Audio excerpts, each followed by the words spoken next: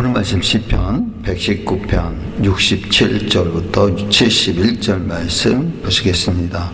고난 당하기 전에는 내가 그릇 행하였더니 이제는 주의 말씀을 지키나이다.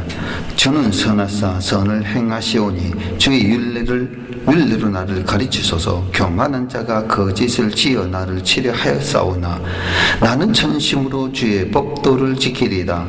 저희 마음은 살쪄 지방 같으나 나는 주의 법을 즐거워하나이다. 고난당한 것이 내게 유익이라 이로 인하여 내가 주의 율례를 배우게 되었나이다. 아멘. 오늘 말씀 시편 119편 67절로 71절 말씀 가지고 고난이 우리의 유익, 이와 같은 제목으로 하나님의 말씀을 전합니다. 사랑하는 성도 여러분, 치유하시는 여호와께서 왜 자기 백성을 고난으로 치시는 목적이 무엇입니까? 우리는 어떤 부모도 자식을 죽이려고 때리지는 않습니다. 잘못된 점을 고쳐 바르게 교육하기 위해 마음이 아프지만 채찍을 가하는 것입니다. 그런데 독생자 예수 그리스도의 피로 우리를 구원하시기까지 사랑하신 여호와께서 우리를 열방에 이르게 하기 위해 질병으로 치실까요? 결코 그렇지는 않습니다. 하나님께서는 자기 백성에게 질병을 내리신 것 역시 육신의 부모와 마찬가지로 우리를 멸망시키려는 것이 아닙니다. 우리의 그릇된 길에서 우리를 돌이켜 구원에 이르게 하기 위한다는 사실을 절대로 잊지 말아야 합니다. 이는 치료하시는 여호와를 이해하는 데 있어 아주 중요한 부분인 만큼 성경을 통해 정확히 우리는 알아야 합니다. 육체의 고통으로 우리의 영혼을 멸망의 구덩이에서 건져내기 위함입니다. 구약시대에 남유다 왕 가운데 히스기야 왕이 있었습니다. 그는 종교개혁을 이루고 하나님의 은혜로 태평성대를 누리다가 말년에 교만하여 죽을 병에 걸리게 되었습니다. 그러나 전심어른 회개로 인해 하나님의 은혜를 잊고서 치유함을 받게 되었습니다. 그때 그의 고백이 무엇이었습니까? 이사야 38장 9절로 17절 말씀 보시면 유다 왕 히스기야가 병들었다가 그 병이 나을 때에 기록한 글이 이러하니라. 내가 말하기를 내가 중년의 음부의 문에 들어가고 연연을 빼앗기게 되리라 하였도다. 내가 또 말하기를 내가 다시는 여호와를 배웁지 못하리니 생존 세계에서 다시는 여호와를 배웁지 못하겠고 내가 세상 거민 중에서 한 사람도 다시는 보지 못하리라 하였도다. 나는 거처는 목자의 장막을 걸음같이 나를 떠나 옮겼고 내가 내 생명을 말길 직공이 배를 걸어 마름같이 하였도다. 주께서 나를 틀에서 끊으시더니 나의 영이 조속간에 마치리이다. 내가 아침까지 견디었사오나 주께서 사자같이 나의 모든 뼈를 꺾으시오니 나의 명이 조속간에 마치리이다. 나는 제비같이 학같이 지적이며 비둘기같이 슬피 울며 나의 눈이 새하도록 앙망하나이다. 여호와여, 내가 압제를 받사오니 나의 중보가 되옵소서.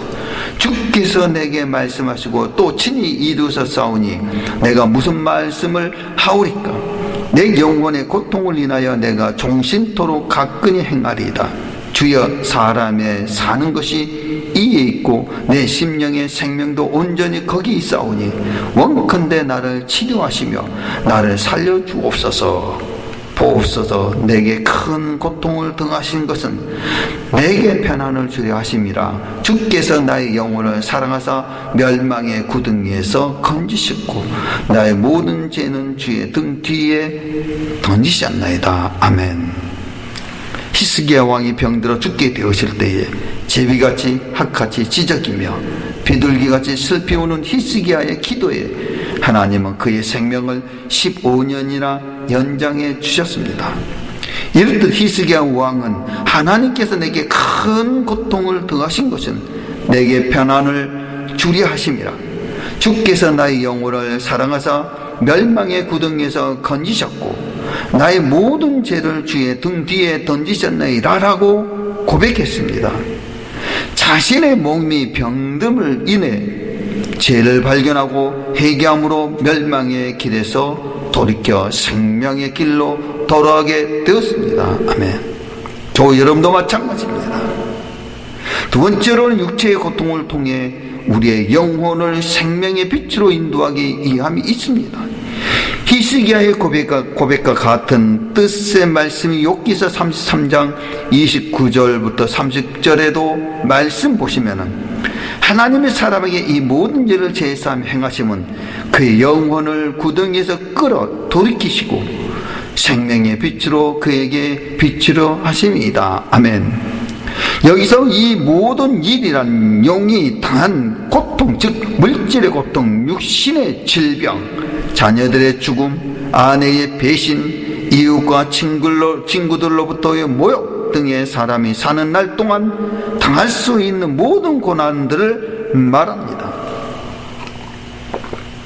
이처럼 여호와께서 그 같은 고난의 채찍을 우리 인생들에게 되풀이하여 행하신 이유는 우리를 멸하시려 함이 아니라 오히려 우리의 영혼을 멸망의 구덩이에서 끌어내어 생명의 빛으로 인도하시기 위함이라는 것입니다.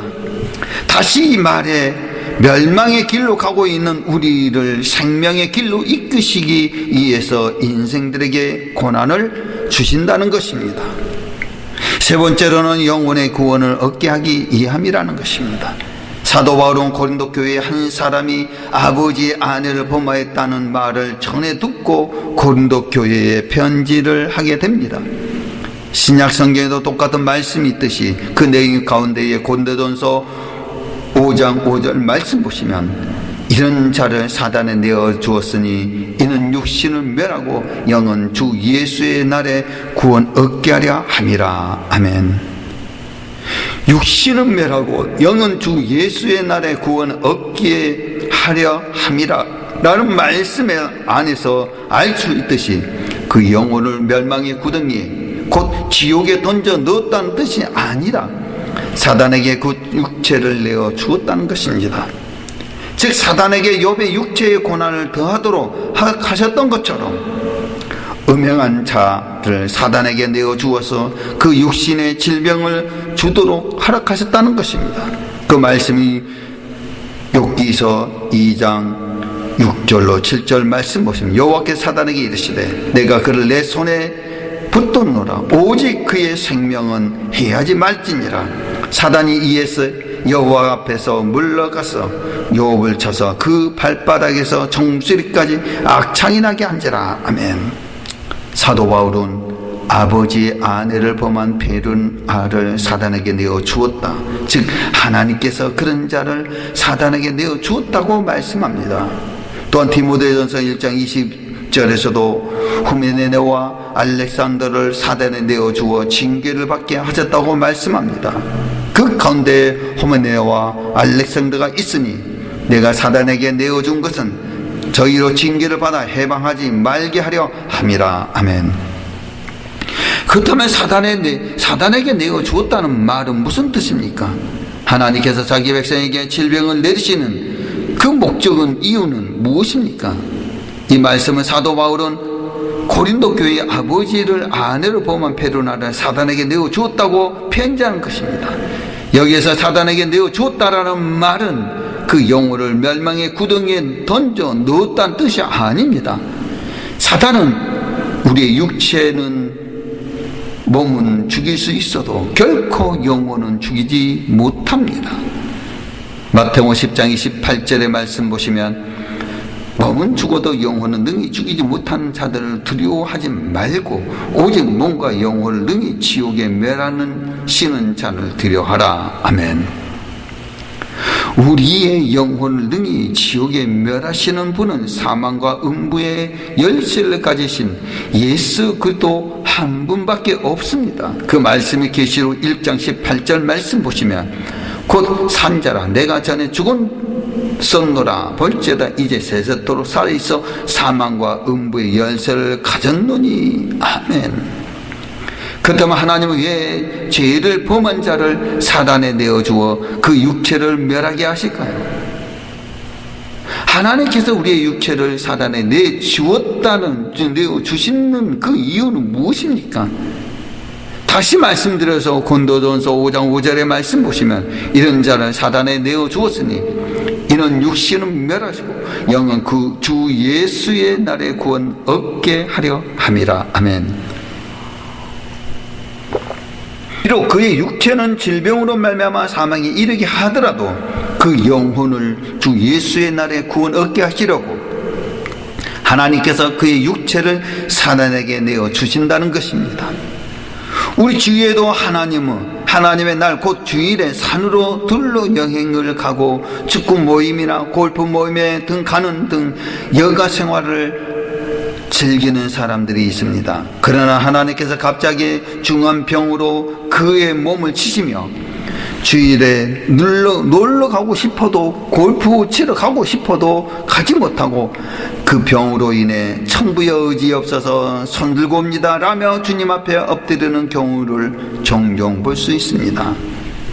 그 사람은 질병으로 인하여 영원히 고침을 받을 수 있었던 것입니다. 이처럼 하나님은 주 예수의 날 곧 마지막 날에 우리의 영혼이 멸망의 구덩이 불과 유황으로 타는 물 못에 던져지지 않고 천국에 들어갈 수 있게 하기 위해 나그네와 같이 이 땅을 살아갈 때에 우리의 육체를 사단에 내어주어 질병으로 고통을 받게 하시는 것입니다. 사랑하는 여러분, 여러분들의 믿음의 결국 무엇이라고 생각하십니까?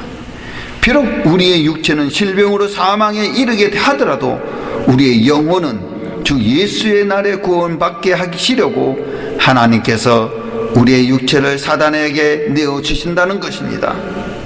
생명이 다하는 날 우리의 육은 흙에서 났기 때문에 흙으로 돌아가지만 우리의 영은 하나님께로 돌아간 선악간의 심판을 받게 됩니다.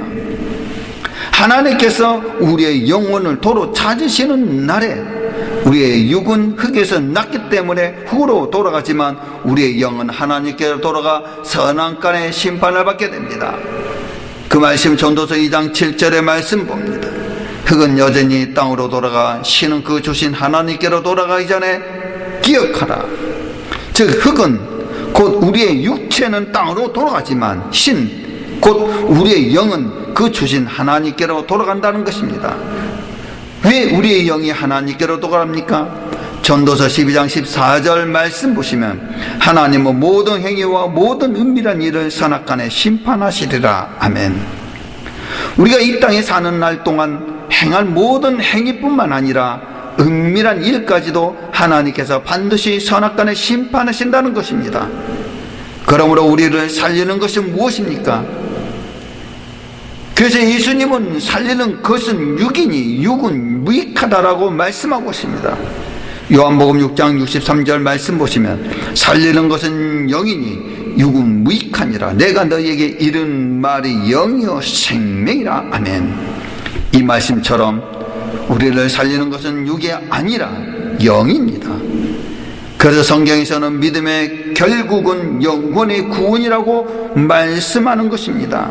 베드로전서 1장 9절 말씀 보시면 믿음의 결국 곧 영혼의 구원을 받음이라. 아멘.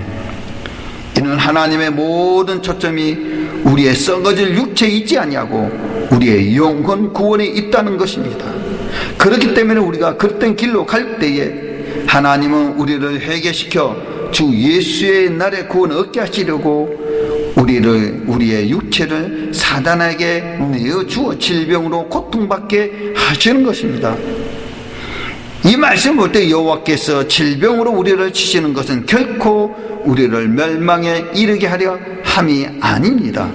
오히려 우리를 사랑하사 우리의 영혼을 멸망의 구덩이에서 끌어내어 생명의 빛으로 인도하시기 위함이라는 사실을 믿으시기를 바랍니다. 그래서 성경은 하나님의 말씀을 청중하지 않고 그 이름을 경외하지 않는데도 하나님의 징계가 없다면 그 사람은 사생자요 버리운 자라고 말씀하고 있습니다. 사람의 육은 흙에서 나서 흙으로 돌아가지만 영은 하나님께로 돌아가 심판받게 됩니다. 그래서 하나님은 우리의 육체를 질병으로 사망에 이르게 하더라도 영혼을 구원받게 하시려고 징계하십니다. 우리에게 하나님의 징계가 없다면 그것은 곧 무엇을 말씀합니까? 잠언서 3장 11절로 12절 말씀 보시면 내 아들아 여호와의 징계를 경히 여기지 말라. 그 꾸지람을 싫어하지 말라.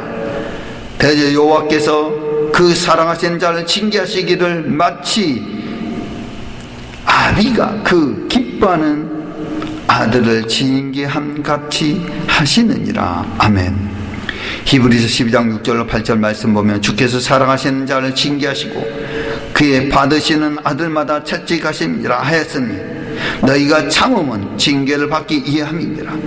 하나님의 아들과 같이 너희를 대우하시나니 어찌 아비가 징계하지 않는 아들이 있으리요. 징계는 다 받는 것이오늘 너희에게 없으면 사생자요 참 아들이 아니니라. 아멘. 육의 부모도 자식이 그릇된 길로 가면 돌이키게 하려고 징계합니다. 때립니다. 야단칩니다. 그러나 하물며 우리의 천부 되신 여호와 하나님께서 그릇된 길로 가는 우리를 징계하지 않으시겠습니까? 만일 징계가 없다면 버린 자식인 것입니다. 그래서 시편 기자는 이렇게 말씀하고 있습니다. 하나님은 절대 자기 힘으로 우리를 징계하지 않으신다고 말씀하고 있습니다. 오직 우리의 유익을 위하여, 즉 우리를 하나님의 거룩하심에 참여케 하기 위하여 아비가 사랑하는 아들을 징계한 같이 징계하신다는 것입니다. 고난당하는 것이 우리에게 유익이 된 이유를 우리는 아십니까? 그래서 시편 119편 67절로 71절에서는 이렇게 고백하고 있습니다. 고난당하기 전에는 내가 그릇 행하였더니 이제는 주의 말씀을 지키나이다. 주는 선하사 선을 행하시오니 주의 율례로 나를 가르치소서. 교만한 자가 거짓을 지어 나를 치려 하였사오나 나는 전심으로 주의 법도를 지키리이다. 저희 마음은 살쪄 지방 같으나 나는 주의 법을 즐거워하나이다. 고난당하는 것이 내게 유익이라. 이로 인하여 내가 주의 율례를 배우게 되었나이다. 아멘. 시편 기자는 71절에서 고난당하는 것이 자신에게 유익이라고 고백합니다. 왜 고난당하는 것이 유익이었다고 합니까? 67절의 말씀에 고난당하기 전에는 내가 그릇 행하였더니 이제는 주의 말씀을 지키나이다 라고 말씀하고 있습니다. 혹 고난당하기 전에 그릇 행하였다, 주의 말씀대로 지켜 순종하지 않았다는 것입니다. 근데 고난으로 인하여 주의 율례를 배우게 되었고 지금의 주의 말씀을 지키며 순종하는 삶을 살게 되었다는 것입니다. 그 71절 말씀 보시면 고난당한 것이 자신에게 유익이었다고 고백하는 것이 고난당한 것이 내게 유익이라.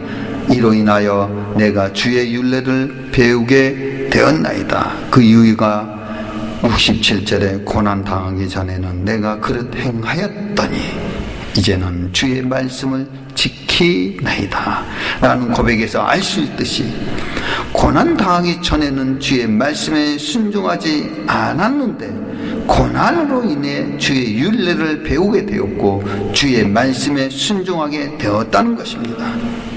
그래서 시편 119편 67절 말씀 보시면 고난당하기 전에는 내가 그릇 행하였더니 이제는 주의 말씀을 지키나이다. 아멘. 그래서 돌이켜보건대 고난당하는 것이 그것이 자신에게 유익이었다는 것입니다. 만약 어떤 사람이 하나님 말씀대로 살지 않고 육신의 전역대로 쫓아 살아가고 있는데도 계속 사업이 잘 되고 경제적으로나 사회적으로 지위가 높아지고 건강하다면 그의 결말은 어떻게 될까요? 아마 머지않아 교만하여 하나님을 모른다고 부인하게 될 것입니다. 그래서 하나님은 그 영혼을 사랑하시는 까닭에 징계의 채찍을 들어 사업을 망하게 하고 지위와 명예도 잃게 만들고 병을 주어 고통받게 하시는 것입니다. 고난당할 때는 괴로웠지만 돌이켜보니 내게 큰 유익이었다는 것입니다. 만약 우리가 하나님의 말씀대로 살지 않고 육신의 전용을 쫓아 살아갔는데도 사업이 계속 번창하고 명예가 높아지고 건강하다면 그 결과는 어떻게 됩니까? 자신의 잘못도 깨닫지 못한 채 더욱 악한 길로 치닫다가 우리의 영혼은 멸망의 구덩이에 빠지게 될 것입니다. 그러나 사업이 보다나 명예를 잃고 병들어 고통받게 된다면 어떻게 될까요? 처음 잠깐은 근심하겠지만 곧 하나님 앞에 잘못한 것은 없는가 자신을 돌이켜보고 회개할 것입니다. 그러면 그 당한 고난이 우리에게 조준입니까? 아니면 오히려 유익입니까? 그 당한 고난이 그에게 조일까요? 아니면 유익일까요? 고난을 당하게 되었을 때 처음 잠깐은 근심하지 않을 수 없을 것입니다. 그러나 곧 하나님 앞에 자신의 그릇된 모습은 없는지, 하나님의 관계에서 무엇이 잘못되었는지 고민하며 돌이키게 될 것입니다. 근데 하나님을 섬기지 않고 악한 삶을 사는데도 여전히 형통하고 강건하게 둔다면 그의 결말은 말하지 않아도 불붙듯 뻔합니다. 그래서 모든 초점을 우리의 영혼 구원에 두신 여호와께서는 우리에게 징계의 채찍으로 몸에 질병을 주고서라도 회개하고 구원에 이르기를 원하신다는 것입니다. 그러므로 시편 기자의 고백처럼 하나님의 저주는 결코 저주가 아니라 돌이킬 때에 반드시 우리에게 엄청난 유익을 준다는 사실을 꼭 기억하셔서 고난이 올 때 승리하시는 분들이 다 되시기를 주님의 이름으로 축원드립니다. 말씀을 맺겠습니다. 살리는 것은 영이니 육은 무익합니다. 그러므로 하나님의 모든 관심도 우리의 썩어질 육체에 있지 않고 오직 우리의 영혼 구원에 있습니다. 그래서 우리가 그릇된 길로 행할 때에는 우리의 영혼을 멸망의 구덩이에서 건져시려고 육체를 질병으로 치시기도 합니다. 지금 육체의 질병으로 고통받고 있습니까? 그것이 하나님의 징계라고 깨달아진다면 속히 돌이켜 하나님의 말씀에 순종하십시오. 그리하면 우리의 영혼은 멸망의 구덩이에서 생명의 빛으로 돌아가게 될 것입니다. 신앙생활하는 중에 질병으로 고통당하고 있습니까? 우리 영혼을 멸망의 구덩이에서 건져 생명으로 인도하시기 위한 하나님의 사랑의 채찍임을 깨달으십시오. 그리고 그 고난을 통해 하나님의 법을 즐거워하며 말씀에 순종하는 삶을 사시기를 바랍니다.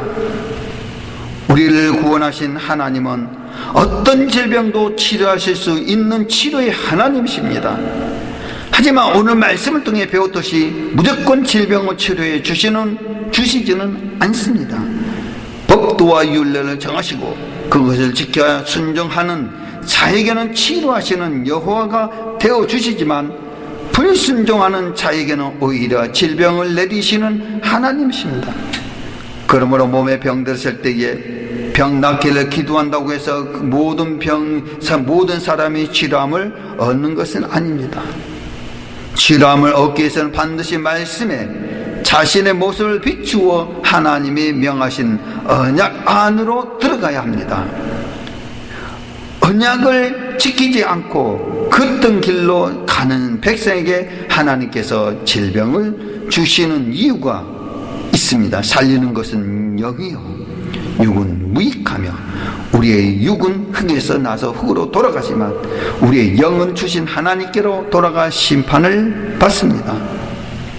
이런 까닭에 모든 초점이 자기 백성의 영혼 구원에 있는 하나님은 자기 백성이 말씀에서 벗어나 그릇된 길로 행할 때 그 육체를 사단에게 내어주어 질병으로 쳐서라도 그로 다시금 주의 언약 안으로 돌아오게 하는 것입니다.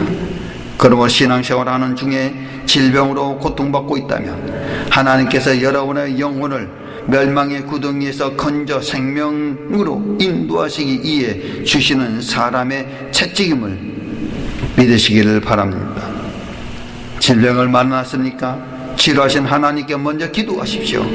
그리고 그 질병이 하나님의 법도 곧 언약을 지키지 않았기 때문에 온 것임을 깨달았다면 많이 기도한 것보다 그리스도의 이름으로, 예수 그리스도의 이름으로 선포하는 것보다 다윗과 같이 침상을 적시는 진정한 회개를 통하여 하나님의 법을 즐거워하며 그 말씀에 순종함으로 하나님의 언약 속으로 들어가시기를 주님의 이름으로 축원드립니다.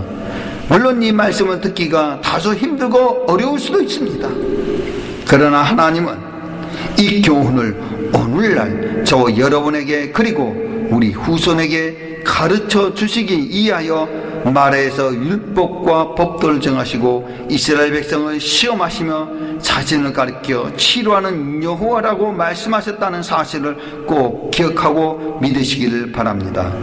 그리하여 여러분의 영혼이 잘된 같이 범사가 잘되고 강건하기를 주님의 이름으로 축원합니다. 아멘.